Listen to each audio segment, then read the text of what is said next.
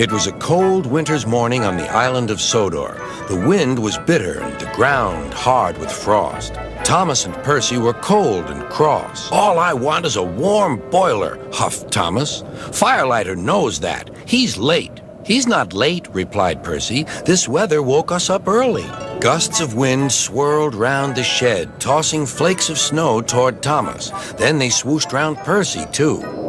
"Why don't we talk about something else?" shivered Percy. "Yes," replied Thomas, "like how silly we'll look when our funnels turn into icicles." "That's not funny. Maybe we'll stop feeling cold if we talk about warm things, like sunshine and steam." "And firelighters," muttered Thomas. "Scarves," continued Percy. "Scarves?" laughed Thomas. "That's what you need, Percy, a woolly scarf round your funnel." Thomas was only teasing, but Percy thought happily about scarves until the firelighter came. Sir Topham Hatt was enjoying hot porridge for breakfast. He was looking forward to taking important visitors on a tour of the railway and had pressed his special trousers. "I shall put them in my trunk," Sir Topham Hatt said to his wife, "and change into them just before the photographs are taken." Then he set off to catch his train. Percy was now working hard. His fire was burning nicely, and he had plenty of steam, but he still thought about scarves. He saw them everywhere he went.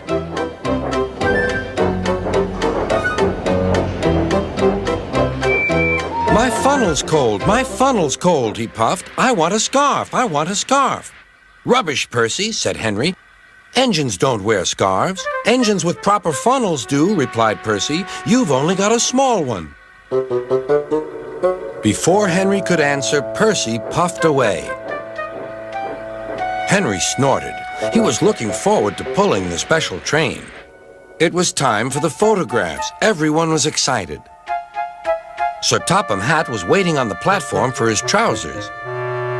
They were in a trunk amongst a big load of baggage. The porters were taking the baggage trolley across the line. They were walking backwards to see that nothing fell off. Percy was still being cheeky. His driver always shut off steam just outside the station. Percy wanted to surprise the coaches by coming in as quietly as he could.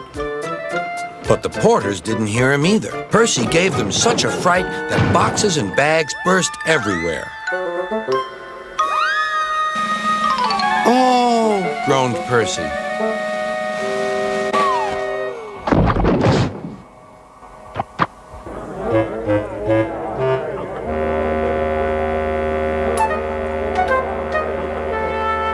Sticky streams of jam trickled down Percy's face.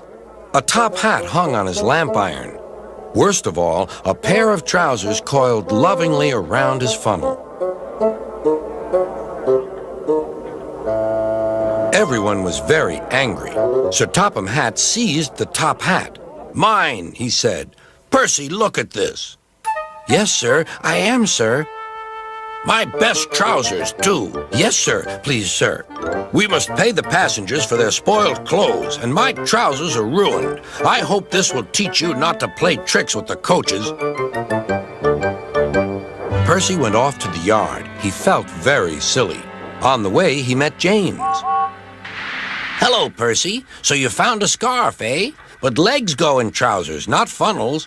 And he puffed away to tell Henry the news. That evening, Thomas and Percy were resting in the shed. Percy's driver had taken away the trousers and given Percy a good rub-down. "Firelighters promised to come early tomorrow," said Thomas. Henry arrived. He'd enjoyed taking the visitors around and now felt sorry for Percy, too. "Driver says the weather will be warmer tomorrow. You won't need a scarf, Percy." "Certainly not," replied Percy. "Engines don't need scarves. Engines need warm boilers. Everyone knows that."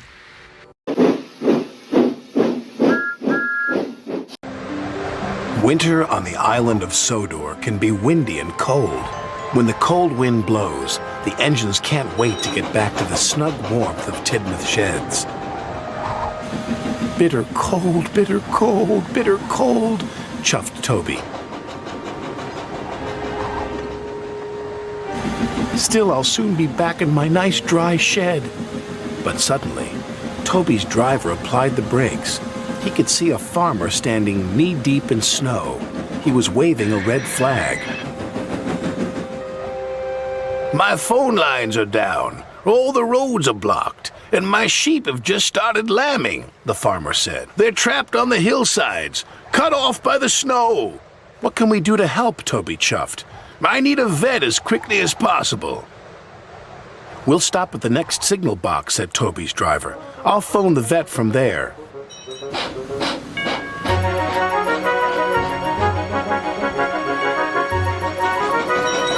Toby raced to the signal box, and the driver phoned ahead to the station. Sir Topham Hatt and the vet were waiting for Toby as he arrived. "The farmer's lambs are stranded on the hillside," cried Toby. "We've got to rescue them." "So we shall," said Sir Topham Hatt. "I'll send Duck right away. This is a job for an engine with a snowplow." Toby knew Duck was the right engine for the job. He was very powerful.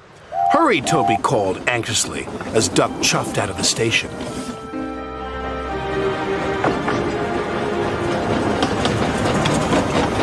But so much snow had fallen, the tracks ahead were blocked. "We can't go on," said Duck's driver grimly. "We'll have to go back."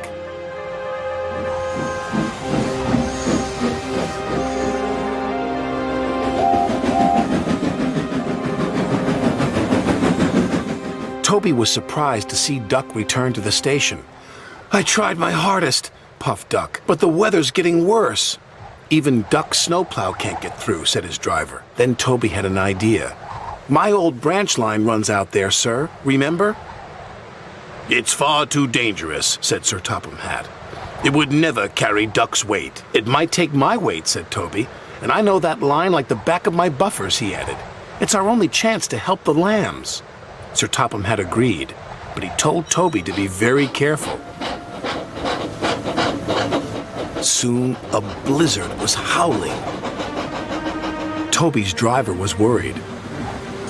"I can do it," called Toby, "as long as these rails hold." But Toby had forgotten about the rickety old bridge.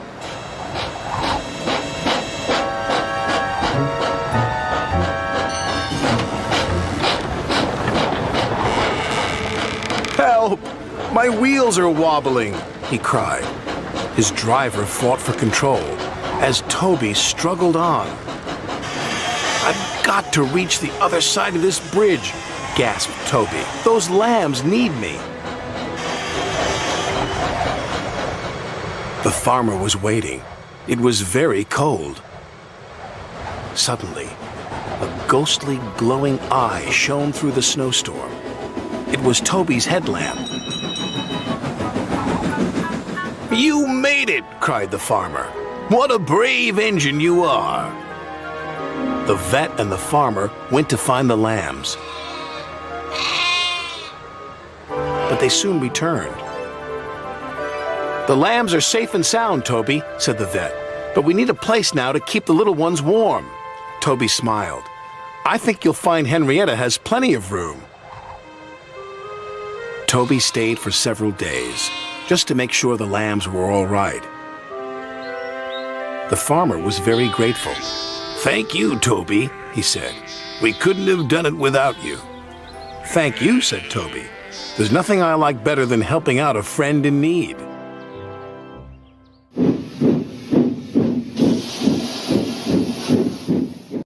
It was 2 days before Christmas. Many children were expected on the island of Sodor. All the engines were busy with the final preparations. The Fat Controller wanted this year's carol party to be an extra special celebration. The Fat Controller was now waiting impatiently for Thomas. "Quickly now," he said. "Our Christmas tree has arrived just in time. I want you to fetch it, Thomas. Duck can look after Annie and Clarabelle until you get back." "Will we be able to sing carols too?" asked Thomas. "We'll see," promised the Fat Controller. It would be nice to sing carols again, sighed Thomas, as he set off on his important mission.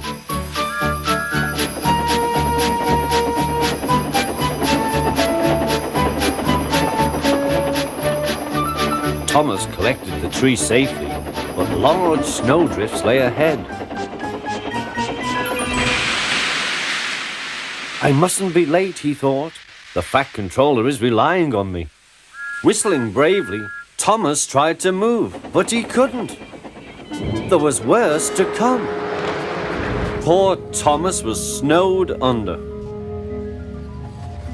Meanwhile, the other engines waited and waited. They were grumbling about Thomas for being late. "Silence," said the Fat Controller. "Thomas left the works safely, but snow has brought the telephone lines down. We must assume he is stranded." The engines now felt sorry for Thomas, and cold but confident, the twins set off to the rescue.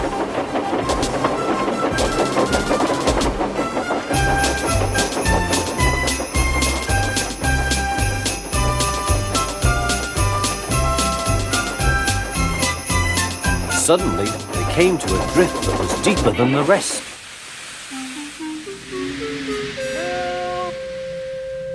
"Hush!" said Donald. "I can hear something." "Probably the wind," said Douglas. "Help!" "No, listen!" insisted Donald. "Over here." "Look! It's Thomas! Come on!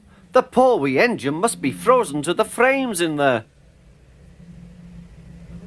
When the workmen arrived, it took some time to decide how to dig away the heavy drifts of snow. Thomas's driver and fireman, who had taken shelter at a nearby cottage, joined the rescue. At last, Thomas and the precious Christmas tree were freed from the snowdrift.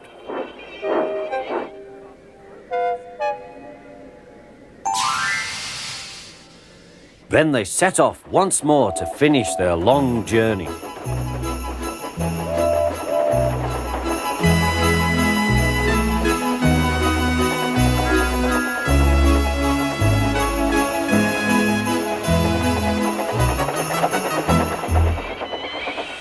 The Fat Controller greeted them warmly. "As a reward for all your hard work, you may go and enjoy the carols. Be quick now." At the big station, all was soon ready. 1, 2, 3. Suddenly, like magic, the station was flooded with lights. "Ladies, gentlemen, and children, I give you 3 cheers for Thomas the Tank Engine and all his friends who have made this occasion possible." Suddenly there was a strange whirring sound. Percy and Toby smiled. They knew who it was. With landing lights shining brightly, Harold the helicopter touched down gently in the snow. Bringing the greatest surprise of all, Father Christmas. Everyone cheered and the party began. "It's no fun getting stuck in the snow," whispered Thomas to Percy, "but it was worth it for this party. Happy Christmas, Percy. Happy Christmas, everyone."